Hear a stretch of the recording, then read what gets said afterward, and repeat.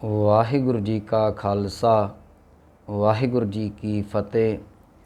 ਪਰਮ ਸਨਮਾਨਯੋਗ ਸਤਸੰਗੀ ਜਨੋ, ਚੱਲ ਰਹੀ ਲੜੀਵਾਰ ਸ੍ਰੀ ਜਪਜੀ ਸਾਹਿਬ ਜੀ ਦੀ ਪਾਵਨ ਵਿਚਾਰ।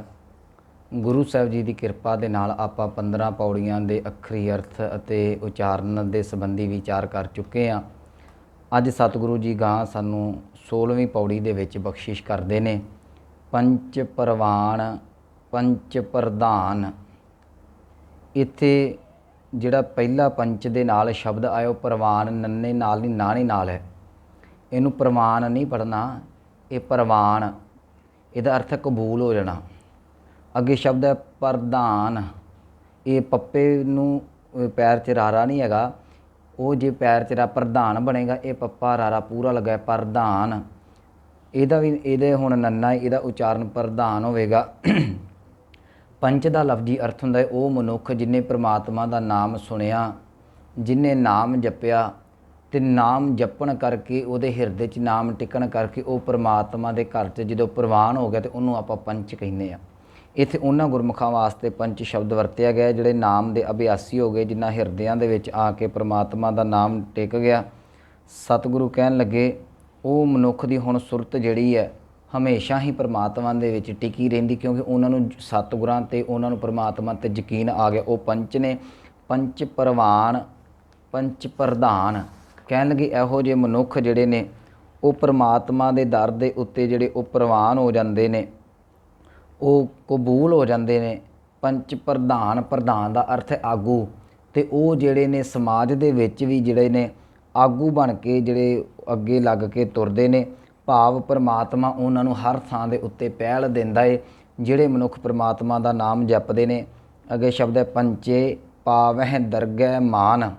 ਕਹਿਣ ਲੱਗੇ ਉਹ ਫਿਰ ਪੰਚ ਜਿਹੜੇ ਨੇ ਗੁਰਮੁਖ ਪਿਆਰੇ ਉਹ ਦਰਗਾਹ ਦੇ ਵਿੱਚ ਪ੍ਰਮਾਤਮਾ ਦੇ ਅਕਾਲ ਪੁਰਖ ਵਾਹਿਗੁਰੂ ਦੇ ਚਰਨਾਂ ਦੇ ਵਿੱਚ ਜਿਹੜੇ ਆਦਰ ਮਾਣ ਪਾਉਂਦੇ ਨੇ। ਪੰਚੇ ਸੋਹੈ ਦਰ ਰਾਜਾਨ। ਕਹਿਣ ਲੱਗੇ ਉਹ ਰਾਜਿਆਂ ਦੇ ਦਰਬਾਰ ਦੇ ਵਿੱਚ ਵੀ ਸੋਭਦੇ ਨੇ, ਪਰ ਇੱਥੇ ਰਾਜਾਨ ਦਾ ਆਪਾਂ ਅਰਥ ਕਰਾਂਗੇ ਪ੍ਰਮਾਤਮਾ ਦਾ ਦਰ, ਉਹ ਜ਼ਿਆਦਾ ਵਧੀਆ ਆਪਣੇ ਲਈ ਹੋ ਜਾਏਗਾ।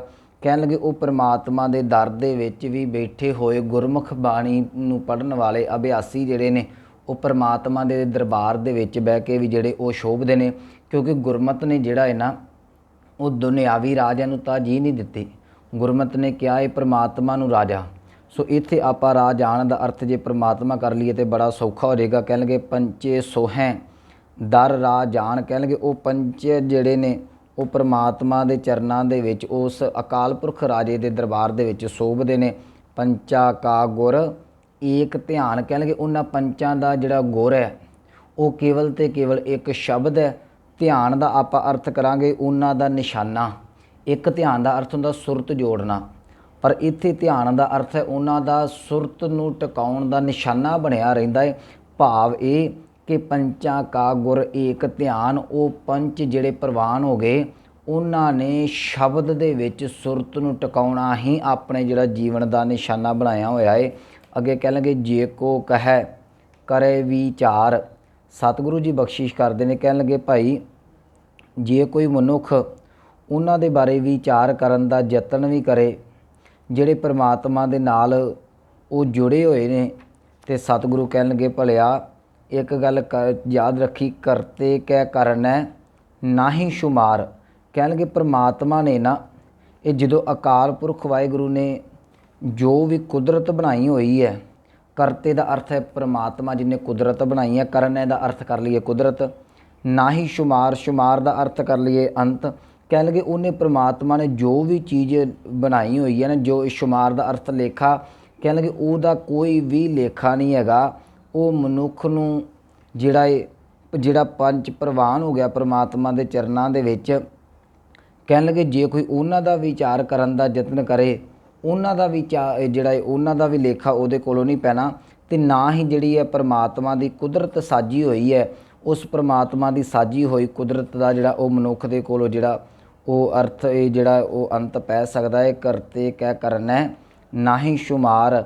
ਅੱਗੇ ਸਤਿਗੁਰੂ ਕਹਿ ਗਏ ਧੌਲ ਧਰਮ ਦਇਆ ਕਾ ਪੂਤ। ਧੌਲ ਦਾ ਅਰਥ ਹੈ ਬਲਦ, ਅਤੇ ਇਹ ਅੱਜ ਤੱਕ ਨਾ ਖਿਆਲ ਕੀਤਾ ਜਾਂਦਾ ਹੈ ਇਹ ਕਿ ਜਿਹੜੀ ਧਰਤੀ ਹੈ ਉਹਦਾ ਆਸਰਾ ਇੱਕ ਬਲਦ ਹੈ, ਤੇ ਸਤਿਗੁਰਾਂ ਨੇ ਇਹ ਤਰਕ ਕੀਤਾ ਸੀ, ਕਹਿਣ ਲੱਗੇ ਕਿ ਭਾਈ ਜੇ ਤੁਸੀਂ ਕਹਿੰਦੇ ਜੇ ਧਰਤੀ ਨੂੰ ਜਿਹੜਾ ਉਹ ਬਲਦ ਨੇ ਸਿੰਘਾਂ ਤੇ ਚੁੱਕਿਆ ਹੋਇਆ ਹੈ, ਫਿਰ ਮੈਨੂੰ ਇਹ ਦੱਸੋ ਵੀ ਉਹ ਬਲਦ ਕਿਹਦੇ ਆਸਰੇ ਤੇ ਖਲੋਤਾ ਹੋਇਆ ਹੈ। ਉਹਨਾਂ ਅੱਗੋਂ ਜਵਾਬ ਦਿੱਤਾ ਜੀ ਉਸ ਬਲਦ ਦੇ ਥੱਲੇ ਹੋਰ ਧਰਤੀ ਹੈ। ਸਤਿਗੁਰੂ ਕਹਿੰਦੇ ਉਸ ਧਰਤੀ ਦੇ ਥੱਲੇ ਕਹਿੰਦੇ ਜੀ ਫੇਰ ਬਲਦ ਹੈ, ਬਲਦ ਧਰਤੀ ਧਰਤੀ ਬਲਦ, ਇਹ ਇੱਦਾਂ ਲੰਮਾ ਕੰਮ ਚੱਲਦਾ ਰਿਹਾ। ਜਦੋਂ ਸਾਰੀ ਗੱਲ ਮੁੱਕ ਗਈ ਸਤਿਗੁਰੂ ਕਹਿ ਲਗੇ ਭਾਈ ਮੈਨੂੰ ਇਹ ਦੱਸੋ ਅਖੀਰਲਾ ਬਲਦ ਜਿਹੜਾ ਉਹ ਕਿਹਦੇ ਆਸਰੇ ਤੇ ਹੈ। ਤੇ ਅੱਗੋਂ ਜਵਾਬ ਦਿੱਤਾ ਜੀ ਉਹ ਤੇ ਰੱਬ ਦੇ ਆਸਰੇ ਤੇ। ਸਤਿਗੁਰੂ ਕਹਿੰਦੇ ਇਹੋ ਗੱਲ ਮੈਂ ਕਹਿੰਦਾ ਹਾਂ ਕਿ ਜਿਹੜਾ ਧੌਲ ਹੈ ਉਹ ਅਸਲ ਦੇ ਵਿੱਚ ਧਰਮ ਰੂਪੀ ਧੌਲ ਹੈ। ਇਹ ਉਹ ਜਿਹਦੇ ਸਿਰ ਤੇ ਸੰਸਾਰ ਜਿਹਦੇ ਸਿਰ ਤੇ ਜਿਹੜੀ ਹੈ ਉਹ ਧਰਤੀ ਖਲੋਤੀ ਹੋਈ ਹੈ। ਤੇ ਜਿਹੜਾ ਧਰਮ ਹੈ ਇਹ ਦਇਆ ਦਾ ਪੁੱਤਰ ਹੈ। ਧੌਲ ਧਰਮ ਦਇਆ ਕਾ ਪੂਤ, ਭਾਵ ਜਿੱਥੇ ਦਇਆ ਹੋਵੇਗੀ ਦਇਆ ਤੋਂ ਬਾਅਦ ਹੀ ਉਸ ਹਿਰਦੇ ਦੇ ਵਿੱਚ ਧਰਮ ਪ੍ਰਗਟ ਹੁੰਦਾ ਹੈ। ਜੇ ਦਇਆ ਨਹੀਂ ਉੱਥੇ ਧਰਮ ਨਹੀਂ ਹੋ ਸਕਦਾ। ਧੌਲ ਧਰਮ, ਧੌਲ ਰੂਪੀ ਧਰਮ ਜਿਹੜਾ ਹੈ ਦਇਆ ਕਾ ਪੂਤ, ਉਹ ਦਇਆ ਤੋਂ ਹੀ ਪੈਦਾ ਹੋਇਆ, ਉਹਦਾ ਪੁੱਤਰ ਹੈ। ਸੰਤੋਖ ਥਾਪ ਰੱਖਿਆ ਜਿਨ ਸੂਤ, ਕਹਿਣਗੇ ਸੂਤ ਦਾ ਅਰਥ ਹੈ ਸੂਤਰ, ਮਰਿਆਦਾ ਦੇ ਵਿੱਚ। ਕਹਿਣਗੇ ਜਿਸ ਪਰਮਾਤਮਾ ਅਕਾਲ ਪੁਰਖ ਵਾਹਿਗੁਰੂ ਨੇ ਇਹ ਧਰਤੀ ਬਣਾਈ ਹੈ, ਜਿਹਨੇ ਇਹ ਸਾਰੀ ਸ੍ਰਿਸ਼ਟੀ ਸਾਜੀ ਹੋਈ ਹੈ, ਉਹਨੇ ਹੀ ਜਿਹੜਾ ਹੈ ਇੱਕ ਸੂਤਰ ਦੇ ਵਿੱਚ ਇਸ ਸ੍ਰਿਸ਼ਟੀ ਨੂੰ ਇੱਕ ਨਿਯਮ ਬਣਾ ਕੇ ਬੰਨ੍ਹ ਕੇ ਰੱਖਿਆ ਹੈ। ਸੰਤੋਖ ਥਾਪ ਰੱਖਿਆ ਜਿਨ ਸੂਤ, ਕਹਿਣਗੇ ਉਸ ਨੇ ਪਰਮਾਤਮਾ ਨੇ ਸੰਤੋਖ ਨੂੰ, ਭਾਵ ਜਿਹੜਾ ਇੱਕ ਧਰਤੀ ਰੂਪੀ ਧਰਤੀ ਨੂੰ ਇੱਕ ਨਿਯਮ ਰੂਪੀ ਸੂਤਰ ਦੇ ਵਿੱਚ ਬੰਨ੍ਹ ਕੇ ਸਾਰਿਆਂ ਨੂੰ ਰੱਖਿਆ ਹੋਇਆ ਹੈ। ਜੇ ਕੋ ਬੁੱਝੈ, ਇੱਥੇ ਬੂਝੈ ਪਾਠ ਨਹੀਂ ਕਰਨਾ, ਇਹਦਾ ਜਿਹੜਾ ਔਂਕੜ ਲੱਗਾ ਹੋਇਆ ਜੇ ਕੋ ਬੁੱਝੈ, ਭਾਵ ਜਿਹੜਾ ਸਮਝ ਜਾਵੇ ਇਸ ਚੀਜ਼ ਨੂੰ ਬੁੱਝ ਲਵੇ। ਜੇ ਕੋ ਬੁੱਝੈ ਹੋਵੈ ਸਚਿਆਰ, ਕਹਿਣਗੇ ਜਿਹੜਾ ਇਸ ਗੱਲ ਨੂੰ ਬੁੱਝ ਲੈਂਦਾ ਹੈ ਨਾ ਕਿ ਇਹ ਪਰਮਾਤਮਾ ਨੇ ਕਿਵੇਂ ਉਹ ਮਰਿਆਦਾ ਬਣਾਈ ਹੈ, ਕਿਵੇਂ ਸਾਰਾ ਸਿਸਟਮ ਚੱਲਦਾ ਹੈ, ਕਹਿਣਗੇ ਉਹ ਸਚਿਆਰਤਾ ਵਾਲੇ ਪਾਸੇ ਨੂੰ ਤੁਰ ਪੈਂਦਾ, ਸਚਿਆਰ ਹੋ ਜਾਂਦਾ ਹੈ। ਨਹੀਂ ਤਾਂ ਮਨੁੱਖ ਇਹਨਾਂ ਭੁਲੇਖਿਆਂ 'ਚ ਪਿਆ ਰਹਿੰਦਾ ਕਿ ਧਵਲੇ ਉੱਪਰ ਕੀਤਾ ਭਾਰ। ਸਤਿਗੁਰੂ ਕਹਿੰਦੇ ਨਹੀਂ ਤਾਂ ਮਨੁੱਖ ਇਹੋ ਸੋਚਦਾ ਰਹਿੰਦਾ ਵੀ ਜਿਸ ਬਲਦ ਨੇ ਧਰਤੀ ਚੁੱਕੀ ਹੈ ਉਹਦੇ 'ਤੇ ਕਿੰਨਾ ਕੁ ਭਾਰ ਪਿਆ ਹੋਵੇਗਾ। ਜੇ ਮੰਨ ਲਓ ਉਹਦੇ 'ਤੇ ਭਾਰ ਪਿਆ ਫਿਰ ਧਰਤੀ ਹੋਰ ਪਰੈ ਹੋਰ। ਹੁਣ ਜਿਹੜਾ ਤੁਸੀਂ ਕਹਿੰਦੇ ਜੇ ਕਿ ਬਲਦ ਨੇ ਧਰਤੀ ਨੂੰ ਸਿੰਘਾਂ 'ਤੇ ਚੁੱਕਿਆ ਹੋਇਆ, ਫਿਰ ਉਹ ਬਲਦ ਕਿਹਦੇ ਸਿਰ 'ਤੇ ਖਲੋਤਾ ਹੈ? ਧਰਤੀ ਹੋਰ ਪਰੈ ਹੋਰ, ਉਹਦੇ ਥੱਲੇ ਧਰਤੀ, ਉਹਦੇ ਥੱਲੇ ਬਲਦ, ਉਹਦੇ ਥੱਲੇ ਧਰਤੀ, ਉਹਦੇ ਥੱਲੇ ਬਲਦ। ਤੇ ਪਰ ਮੈਨੂੰ ਇਹ ਦੱਸੋ ਤਿਸ ਤੇ ਭਾਰ ਤਲੈ ਕਮਨ ਜੋਰ, ਕਹਿਣਗੇ ਜਿਹੜਾ ਅਖੀਰਲਾ ਬਲਦ ਹੈ ਉਹ ਕਿਹਦੇ ਆਸਰੇ ਦੇ ਉੱਤੇ ਹਮੇਸ਼ਾ ਜਿਹੜਾ ਜ਼ਮੀਨ ਦੇ ਵਿੱਚ ਖਲੋਤਾ ਹੋਇਆ ਹੈ, ਉਹਦੇ ਥੱਲੇ ਕਿਹਦਾ ਆਸਰਾ ਹੈ, ਉਹ ਕਿਹਦੇ ਸਿਰ ਤੇ ਜਿਹੜਾ ਇਸ ਧਰਤੀ ਨੂੰ ਚੁੱਕ ਕੇ ਖਲੋਤਾ ਹੋਇਆ ਹੈ। ਜਦੋਂ ਕੋਈ ਵੀ ਜਵਾਬ ਨਾ ਉਹਨਾਂ ਦੇ ਕੋਲ ਆਇਆ ਤੇ ਸਤਿਗੁਰੂ ਜੀ ਅੱਗੇ ਬਖਸ਼ਿਸ਼ ਕਰਦੇ ਨੇ, ਕਹਿਣ ਲੱਗੇ ਭਲਿਆ ਅਸਲ ਦੇ ਵਿੱਚ ਜੀ ਜਾਤ ਰੰਗਾ ਕੇ ਨਾਵ, ਕਹਿਣ ਲੱਗੇ ਪ੍ਰਮਾਤਮਾ ਨੇ ਨਾ ਇੱਕ ਸ੍ਰਿਸ਼ਟੀ ਦੇ ਵਿੱਚ ਕਈ ਤਰ੍ਹਾਂ ਦੇ ਜੀਵ ਪੈਦਾ ਕੀਤੇ ਹੋਏ ਨੇ। ਉਹਦੇ ਵਿੱਚ ਕਈ ਕਿਸਮਾਂ ਨੇ ਉਹਦੀਆਂ ਜੀਵਾਂ ਦੀਆਂ, ਕਈ ਜਾਤਾਂ ਦੇ ਨੇ ਤੇ ਕਈ ਤਰ੍ਹਾਂ ਦੇ ਉਹਨਾਂ ਦੇ ਨਾਮ ਰੱਖ ਕੇ ਪ੍ਰਮਾਤਮਾ ਨੇ ਇਹ ਕੁਦਰਤ ਸਾਰੀ ਸਾਜੀ ਹੋਈ ਹੈ। ਜੀ ਜਾਤ ਰੰਗਾ ਕੇ ਨਾਵ, ਅੱਗੇ ਕਹਿ ਲੱਗੇ ਸਭਨਾ ਲਿਖਿਆ ਵੂੜੀ ਕਲਾਮ, ਕਹਿਣ ਲੱਗੇ ਇਹ ਪਰਮਾਤਮਾ ਦੀ ਇੱਕ ਬਣਾਈ ਹੋਈ ਮਰਿਆਦਾ ਹੈ।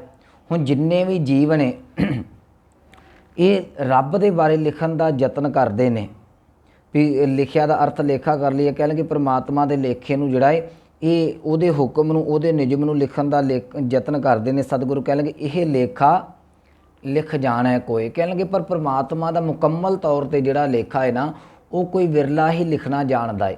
ਭਾਵ ਇਹ ਕਿ ਪਰਮਾਤਮਾ ਦਾ ਅੰਤ ਨਹੀਂ ਪਾਇਆ ਜਾ ਸਕਦਾ, ਨਾ ਕੋਈ ਉਹਦੇ ਬਾਰੇ ਲਿਖ ਸਕਦਾ ਹੈ।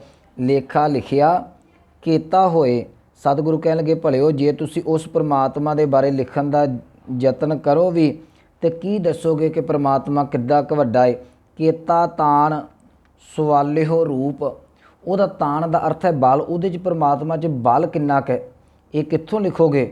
ਸਵਾਲਿਓ ਰੂਪ, ਸਵਾਲਿਓ ਦਾ ਅਰਥ ਹੈ ਜੀ ਸੁੰਦਰ, ਕਹਿਣਗੇ ਉਹਦਾ ਸਰੂਪ ਕਿੰਨਾ ਕੁ ਸੁੰਦਰ ਹੈ, ਇਹ ਕਿਹੜੇ ਲੇਖੇ ਦੇ ਵਿੱਚ ਲਿਆਓਗੇ, ਇਹ ਕਿਵੇਂ ਲਿਖਣ ਦਾ ਯਤਨ ਕਰੋਗੇ। ਕੀਤੀ ਦਾਤ ਜਾਣੇ ਕੌਣ ਕੂਤ, ਕਹਿਣਗੇ ਪਰਮਾਤਮਾ ਨੇ ਕਿੰਨੀਆਂ ਦਾਤਾਂ ਜਿਹੜੀਆਂ ਨੇ ਉਹ ਦੇ ਕੇ ਜੀਵ ਨੂੰ ਨਿਵਾਜਿਆ ਹੋਇਆ ਹੈ, ਇਹਦੇ ਬਾਰੇ ਕੌਣ ਅੰਦਾਜ਼ਾ ਲਾ ਸਕਦਾ ਹੈ। ਕੂਤ ਦਾ ਅਰਥ ਹੈ ਮਾਪਦੰਡ, ਅੰਦਾਜ਼ਾ। ਕੀਤੀ ਦਾਤ ਜਾਣੈ ਕੌਣ ਕੂਤ, ਅੱਗੇ ਸ਼ਬਦ ਹੈ ਜੀ ਕੀਤਾ ਪਸਾਓ ਇੱਕੋ ਕਵਾਓ। ਸਤਿਗੁਰੂ ਕਹਿੰਦੇ ਅਸਲ 'ਚ ਤੁਹਾਡੇ ਲੇਖੇ ਨਹੀਂ ਕਿਸੇ ਪਾਸੇ ਲੱਗਣੇ, ਇਹ ਇੱਕ ਕੁਦਰਤ ਸਾਜਣ ਦਾ ਪਰਮਾਤਮਾ ਦਾ ਨਿਯਮ ਸੀ। ਜਦੋਂ ਉਹਨੇ ਕੁਦਰਤ ਨੂੰ ਸਾਜਿਆ ਨਾ ਉਹਨੇ ਪਸਾਰਾ ਕੀਤਾ, ਕੀਤਾ ਪਸਾਓ ਏਕੋ ਕਵਾਓ। ਕਵਾਓ ਦਾ ਅਰਥ ਹੈ ਜੀ ਵਚਨ, ਹੁਕਮ ਦੇ ਨਾਲ। ਕਹਿਣ ਲੱਗੇ ਪ੍ਰਮਾਤਮਾ ਨੇ ਇੱਕ ਹੁਕਮ ਦੇ ਨਾਲ ਹੀ ਜਿਹੜਾ ਏ ਤਿਸਤੇ ਹੋਏ ਲੱਖ ਦਰਿਆਓ। ਕਹਿਣ ਲੱਗੇ ਪ੍ਰਮਾਤਮਾ ਨੇ ਇੱਕ ਬਚਨ ਦੇ ਨਾਲ ਹੀ ਸਾਰੀ ਸ੍ਰਿਸ਼ਟੀ ਸਾਜ ਦਿੱਤੀ, ਲੱਖਾਂ ਹੀ ਜੀਵਾਂ ਜਨਤਾਂ ਦੇ ਦਰਿਆ ਪੈਦਾ ਹੋ ਗਏ। ਭਾਵ ਇੱਕੇ ਹੀ ਹੁਕਮ ਦੇ ਵਿੱਚ ਜਿਹੜੇ ਉਹ ਸਾਰੀ ਸ੍ਰਿਸ਼ਟੀ ਸਾਜੀ ਗਈ।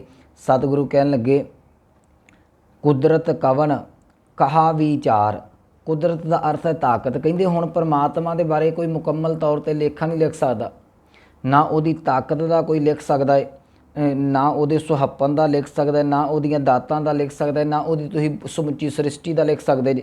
ਕਹਿੰਦੇ ਜਿੰਨੀ ਅਸਲ 'ਚ ਪਰਮਾਤਮਾ ਨੇ ਕੁਦਰਤ ਸਾਜੀ ਹੋਈ ਹੈ ਨਾ, ਸਤਿਗੁਰੂ ਕਹਿਣ ਲੱਗੇ ਉਸ ਸਾਜੀ ਹੋਈ ਕੁਦਰਤ ਦੇ ਵਿੱਚ ਮੇਰੀ ਕੀ ਸਮਰੱਥਾ ਹੈ ਕਿ ਮੈਂ ਕੁਝ ਬਿਆਨ ਕਰ ਸਕਾਂ। ਕੁਦਰਤ ਦਾ ਅਰਥ ਹੈ ਤਾਕਤ, ਕਵਨ ਦਾ ਅਰਥ ਹੈ ਕੀ, ਕਹਾ ਵਿਚਾਰ। ਕਹਿੰਦੇ ਮੇਰੀ ਕੀ ਤਾਕਤ ਹੈ ਕਿ ਮੈਂ ਪਰਮਾਤਮਾ ਦੀ ਬਣਾਈ ਹੋਈ ਸ੍ਰਿਸ਼ਟੀ ਬਾਰੇ ਕੁਝ ਵਿਚਾਰ ਕਰ ਸਕਾਂ। ਮੈਂ ਤੇ ਇੰਨੇ ਜੋਗਾ ਵੀ ਨਹੀਂ ਹੈਗਾ ਵਾਰਿਆ ਨਾ ਜਾਵਾਂ। ਇੱਕ ਵਾਰ ਕਹਿੰਦੇ ਮੈਂ ਤੇ ਪਰਮਾਤਮਾ ਤੋਂ ਇੱਕ ਵਾਰ ਵਾਰਿਆ ਵੀ ਨਹੀਂ ਜਾ ਸਕਦਾ, ਭਾਵ ਬੜਾ ਤੁੱਛ ਜਿਹਾ ਜੀਵ ਹਾਂ। ਸਤਿਗੁਰੂ ਕਹਿ ਲਗੇ ਜੋ ਤੁਧ ਭਾਵੈ ਸਾਈ ਭਲੀ ਕਾਰ। ਕਹਿਣ ਲੱਗੇ ਹੇ ਮਾਲਕ ਜਿਹੜਾ ਕਰਮ ਤੂੰ ਕਰਦਾ ਹੈ, ਜਿਵੇਂ ਵੀ ਕਰਦਾ ਹੈ, ਜਿਵੇਂ ਤੈਨੂੰ ਭਾਉਂਦਾ ਹੈ, ਉਹ ਉਸੇ ਤਰੀਕੇ ਦੇ ਨਾਲ ਹੀ ਭਲਾ ਕੰਮ ਹੈ। ਅਸੀਂ ਤੇਰੀ ਰਜ਼ਾ ਦੇ ਵਿੱਚ ਰਹਿਣਾ ਹੀ ਠੀਕ ਸਮਝਦੇ ਹਾਂ। ਕਿਉਂ? ਕਿਉਂਕਿ ਤੂੰ ਸਦਾ ਸਲਾਮਤ ਨਿਰੰਕਾਰ, ਤੂੰ ਹੀ ਅਕਾਲ ਪੁਰਖ ਵਾਹਿਗੁਰੂ ਜੀਓ ਸਦਾ ਸਲਾਮਤ ਰਹਿਣ ਵਾਲੇ ਨਿਰਾਕਾਰ ਹਸਤੀ ਜੇ। ਅਸੀਂ ਤੁਹਾਡੇ ਕਿਸੇ ਵੀ ਚੀਜ਼ ਦਾ ਅੰਤ ਨਹੀਂ ਪਾ ਸਕਦੇ, ਅਸੀਂ ਕਿਸੇ ਚੀਜ਼ ਦਾ ਜਿਹੜਾ ਉਹ ਲੇਖਾ ਨਹੀਂ ਲਿਖ ਸਕਦੇ। ਇਹ ਤੁਹਾਡੀ ਕੁਦਰਤ ਹੈ, ਇਹਦੇ ਲੇਖੇ ਤੁਸੀਂ ਆਪ ਹੀ ਜਾਣਦੇ ਜੇ। ਸੋ ਇਹ ਸੀ ਪਾਵਨ 16ਵੀਂ ਪੌੜੀ ਦੀ ਵਿਚਾਰ। ਯਾਦ ਰੱਖਿਓ 16, 17, 18 ਤੇ 19 ਨੰਬਰ ਇਹ ਜਿਹੜੀਆਂ 4 ਪੌੜੀਆਂ ਨੇ, ਇਹਨਾਂ ਦੇ ਵਿੱਚ ਪ੍ਰਮਾਤਮਾ ਦੀ ਸਿਫਤ ਕਰਕੇ ਨਾ ਉਹਦੀ ਕੁਦਰਤ ਦੀ ਸਮਾਪਤੀ ਇਹਨਾਂ ਗੱਲਾਂ 'ਤੇ ਹੀ ਹੁੰਦੀ ਹੈ ਕਿ ਵਾਰਿਆ ਨਾ ਜਾਵਾ ਏਕ ਵਾਰ ਜੋ ਤੁਧ ਭਾਵੈ ਸਾਈ ਭਲੀ ਕਰ ਤੂੰ ਸਦਾ ਸਲਾਮਤ ਨਿਰੰਕਾਰ। ਇਹਦਾ ਭਾਵ ਇਹੋ ਹੀ ਹੈ ਕਿ ਭਾਈ ਜਿਹੜੀ ਪਰਮਾਤਮਾ ਦੀ ਕੁਦਰਤ ਹੈ, ਤੂੰ ਕਿਸੇ ਵੀ ਪੱਖ ਤੋਂ ਚੰਗਾ ਜਾਂ ਮਾੜਾ ਉਸ ਪਰਮਾਤਮਾ ਦਾ ਅੰਤ ਨਹੀਂ ਪਾ ਸਕਦਾ। ਆਪਾਂ ਕੱਲ੍ਹ 17ਵੀਂ ਪੌੜੀ ਦੇ ਵਿੱਚ ਅਗਲੇ ਦਿਨ ਵਾਚਾਂਗੇ ਕਿ ਪਰਮਾਤਮਾ ਨੂੰ ਕਿਵੇਂ ਜਪਣ ਵਾਲੇ ਕਿੰਨੇ ਜਾਣੇ ਨੇ। ਅਸੰਖ ਜਪ ਅਸੰਖ ਪਾਓ, ਇਹ ਮੈਂ ਅਗਲੇ ਕਲਿੱਪ ਦੇ ਵਿੱਚ ਸਾਂਝ ਕਰਾਂਗਾ। ਇੰਨੀਆਂ ਬੇਨਤੀਆਂ ਪ੍ਰਵਾਨ ਹੋਈਆਂ, ਭੁੱਲਾਂ ਗਲਤੀਆਂ ਦੀ ਖਿਮਾ ਜੀ। ਵਾਹਿਗੁਰੂ ਜੀ ਕਾ ਖਾਲਸਾ